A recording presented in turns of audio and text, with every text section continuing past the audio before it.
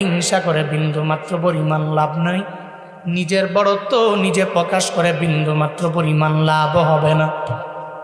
আমার আফসোস লাগে একটা জায়গায় নবীর আশেকেরা দাবি করার পরেও নবী যেমনি চললেন ওইভাবে তো চলে না। কথায় কথায় গালি, কথায় কথায় উনি কাফের, এটা বিভিন্নভাবে বলা বলি করে। অথচ নবীর পুরো জিন্দেগিতে নবী আবু জাহল নবীজের এত পরিমাণে জ্বালাইল। সুনামগঞ্জের মুসলমান আমায় বলো না, নবী আবু জাহালের কয়দিন গালি দিল? কয়দিন? বিশ্বের বড় বড় নাম করা সেকুলাররাও বলতে পারবে না, প্রমাণ করতে পারবে না যে আমার নবী আবু জাহাল জ্বালানোর পরে আবু জাহালের মায়ের নাম তুলে গালি দিয়া দিল।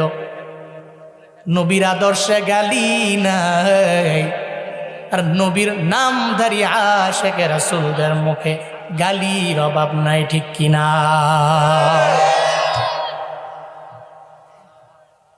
এমন আদর্শে নিজের আদর্শবান করিও, যেই আদর্শের মালা গলায় লাগাইলে নবী তোমারে সুপারিশ করে জান্নাতে নিয়ে যাবে। বলতেছিলাম ওই এতিম চিন্তা ভাবনা করে যে আবু জাহাল ভালো না, কিন্তু মুহাম্মদের চরিত্র অনেক পরিমাণে ভালো। ধুরে আমার মায়ার নবীর দরবারে যায়, নবীর দরবারে গিয়া চোখের পানি ফেলে ফেলে আমার মায়ার নবীর দরবারে কান্দে আর বলে, পয়গম্বর, আবু জাহালের দরবারে আমার মা বাবায় মারা যাওয়ার পরে সব টাকা পয়সাগুলো তার কাছে সে নিয়ে গেল। আমি বড় গরিব, আমার বস্ত্র নাই, আমি আপনার দরবারে আসলাম, যদি আপনি পারেন আবু জাহালের দরবারে গিয়ে একটু সুপারিশ করে কিছু টাকা আমার আইনা দিবেননি। মায়ার নবী জানে এতিমের কত পরিমাণে কদরে, বাপ দৌড়ে চলে গেল আবু জাহালের দরওয়াজার সামনে গিয়া দাঁড়ায়া যায়। এই আবু জাহাল, এই ছেলের টাকাটা তুমি ফিরাইয়া দাও, এটা তোমার হক না, এটা বান্দার হক। আল্লাহর হক যদি কেউ নষ্ট করে, আল্লাহ চাইলে বান্দাকে মাফ করে জান্নাতে ঢুকাইয়া দিতে পারে, পারমিশন নেওয়া লাগবে না।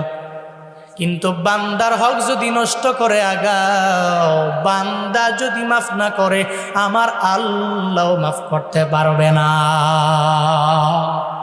হাসরের ময়দানে আল্লাহ বলবে, ও বান্দা তুই জান্নাতে যাও, দুনিয়াতে আমার হক নষ্ট করো নাই, জান্নাতটা তোর জন্য বড় মায়া করে আমি বানাইলাম, যাও জান্নাতে যাও। ডান হাতের মধ্যে আমল নামা পায়া যখন জান্নাতের দিকে দৌড়ায়া যাবে, পথিমধ্যে যাওয়ার পরে হঠাৎ করে মধুপুরে এক আল্লাহ